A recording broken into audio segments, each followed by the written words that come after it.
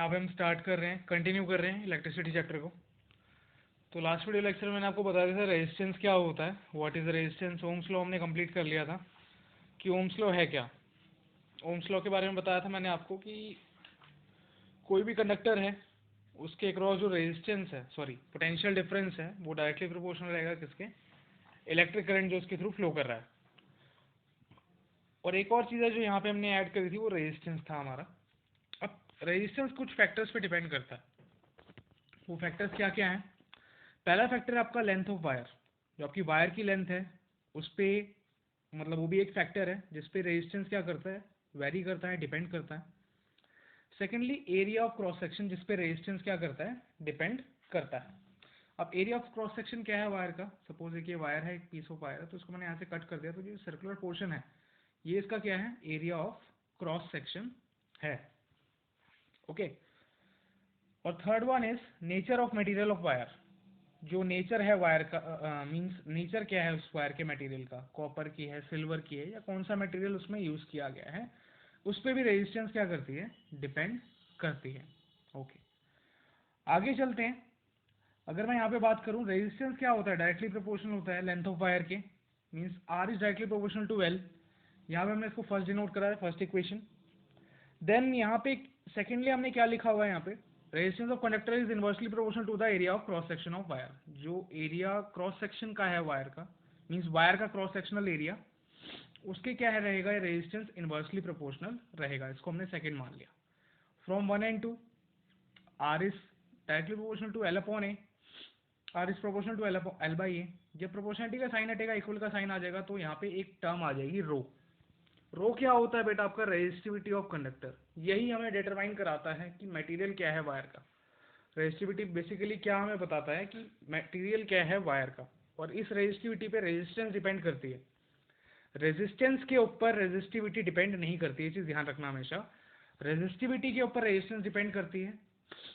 Means resistivity अगर very कर रही है तो रेजिस्टेंस में वेरिएशन आएगी। ओके, लेकिन रेजिस्टेंस वेरी करेगी तो रेजिस्टिविटी में वेरिएशन नहीं आएगी। क्लियर? इतना पता लग गया होगा आपको यहाँ पे कि रेजिस्टेंस एक्चुअल में है क्या। अब इसके ऊपर हम एक ना न्यूमेरिकल देख लेते हैं, जैसे और क्लैरिटी आ जाएगी आपको। एग्जाम्पल नंबर 12.5 क्वेश्चन नंबर है आपका यहाँ पे, एग्जाम्पल नंबर 12.5, और इसमें पेज नंबर पे आप आएंगे 208 पे, तो आपको एक क्वेश्चन दिख जाएगा। इस क्वेश्चन में क्या कह रहा है? इस क्वेश्चन में हमें कह रहा है कि resistance of metal wire of length 1 meter, हमें लेंथ दे रखी है मेटेलिक वायर की। हमें क्या दे रखी है बेटा? यहाँ पे लेंथ दे रखी है, मेटेलिक वायर है एक, उसकी लेंथ हमें गिवन है। क्लियर? हमें क्या दे रखी है? एक लेंथ दे रखी है मेटेलिक वायर की। कितनी लेंथ दी हुई है यहाँ पे हमारे पास? लेंथ कितनी है? इसकी लेंथ है 1 मीटर, और इसकी रेजिस्टेंस कितनी है? 26 ओम्स। 26 ओम क्या है हमारी इसकी रेजिस्टेंस है, और इसका डायमीटर हमें गिवन है। डायमीटर वायर का कितना है? 0.3 मिलीमीटर। अब इसको जब मैं मीटर में करूंगा तो 0.3 डिवाइडेड बाई 1000 आ जाएगा, और इसका पॉइंट आ गया तो नीचे 100 आ गया, एक और जीरो आ गया, मतलब 3 इंटू 10⁻⁴ मीटर लिख सकते हैं इसे, डायमीटर को। हमें क्या फाइंड आउट करना है? रेडियस यहाँ पे निकाल लेते हैं। रेडियस कितना आएगा? 3 into 10⁻⁴ divided by 2 meter, that will be its radius. हमें रेजिस्टिविटी निकालनी है, तो रेजिस्टिविटी का फॉर्मूला यहाँ पे क्या हो जाएगा? आर ए अपॉन एल, क्योंकि आर का फॉर्मूला क्या होता था? Rho L by A. तो रेजिस्टिविटी का फॉर्मूला क्या हो गया? R A upon L. R आपका 26 गिवन है, एरिया ऑफ क्रॉस सेक्शन आप पाई आर स्क्वायर लगा देंगे क्योंकि सर्कुलर होता है। ऐसे ही होता है ना, वायर कट किया यहाँ पे, ये वाला एरिया सर्कुलर एरिया आया था यहाँ पे, है ना। और एल कितना आपका 1 है, तो 26 multiplied by 3.14 multiplied by radius कितना है यहाँ पे? 3 इंटू 10⁻⁴ डिवाइडेड बाई 2 का होल स्क्वायर, क्योंकि रेडियस का स्क्वायर करना है यहाँ पे। यहाँ पे आप देख सकते हैं 26 इंटू 3.14 मल्टीप्लाइड बाई क्या आ जाएगा? 3 का स्क्वायर कितना हो गया? 9, और 10⁻⁴ मल्टीप्लाइड बाई 2 कितना हो जाएगा? 10⁻⁻8 डिवाइडेड बाई 4, क्योंकि 2 का स्क्वायर 4 हो जाएगा। कैंसिल आउट करेंगे, 2 2 ज़ा 2 13 ज़ा 2 1 ज़ा 2 1.57 ज़ा।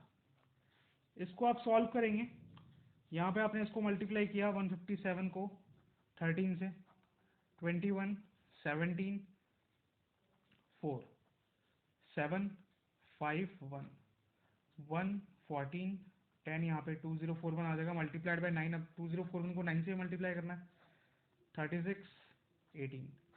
तो यहाँ पे कितना आ जाएगा आपका,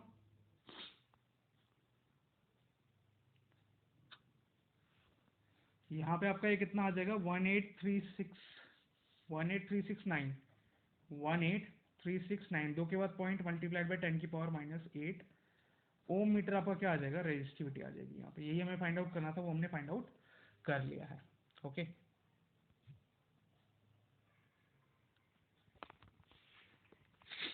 अब हम फर्दर देखेंगे यहाँ पे। तो न्यूमेरिकल हो गया हमारा। इसके बाद अगर हम बात करें रेजिस्टेंस जो होती है, मतलब कुछ रेजिस्टर्स हमने लगा रखे हैं तो उनकी रेजिस्टेंस कैसे निकलेगी।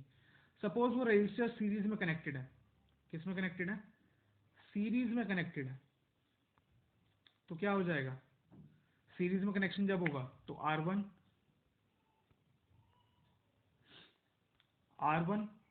R2 R3 तीन रेजिस्टर्स लगे हुए हैं, तो सीरीज का फॉर्मूला क्या हो जाएगा, RS is equals to R1 plus R2 plus R3।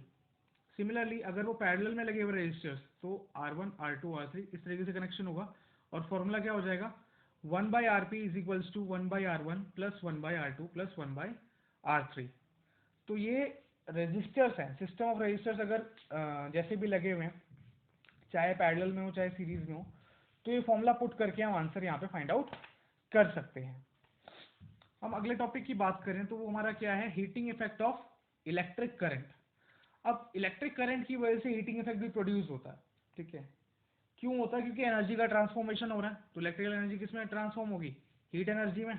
कोई भी अप्लायंस वर्क कर रहा है तो कुछ देर बाद गर्म होने लग जाता है वो, क्यों होता है, because there is the transfer of energy. तो यहाँ पे heating effect of electric current है, जो अगर हमें हीट एनर्जी निकालनी है तो उसका फॉर्मूला क्या हो जाता है, I2RT। ये फॉर्मूला रहेगा जिसमें R क्या रेजिस्टेंस है, T टाइम है, I क्या आपका इलेक्ट्रिक करंट है। इसमें आप पावर का भी फॉर्मूला देखेंगे, पावर का फॉर्मूला क्या होता है, V into Y, where V stands for potential difference and I stands for electric current. यहाँ पे दो फॉर्मूले यूज करके हम यहाँ पे क्वेश्चंस को सॉल्व करेंगे। न्यूमेरिकल्स आप देख लीजिएगा इसके। एक और चीज मैं यहाँ पे ऐड करना चाहूंगा, वो क्या है, वो ये है कि 1 किलोवाट आवर किसके इक्वल होता है, इलेक्ट्रिसिटी का बिल आता है उसमें किलोवाट आवर में आपका बिल दिया हुआ होता है। तो 1 किलोवाट क्या होता है बेटा, एक यूनिट जो आपने यूज किया। अब ये यूनिट आती कैसे है, जितनी पावर का अप्लायंस है और कितनी देर के लिए आपने यूज किया, कितने दिन के लिए यूज किया, वो मैं यहाँ पे किलोवाट आवर देके जाता है, इतना किलोवाट आवर उसका आंसर आएगा।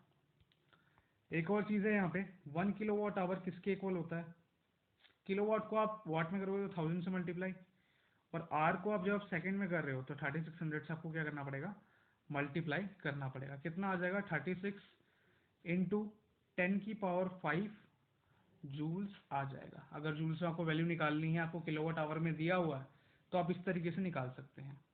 क्लियर, तो इतना क्लियर हो गया होगा।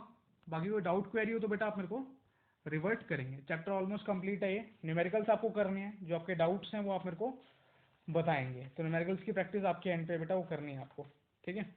ओके।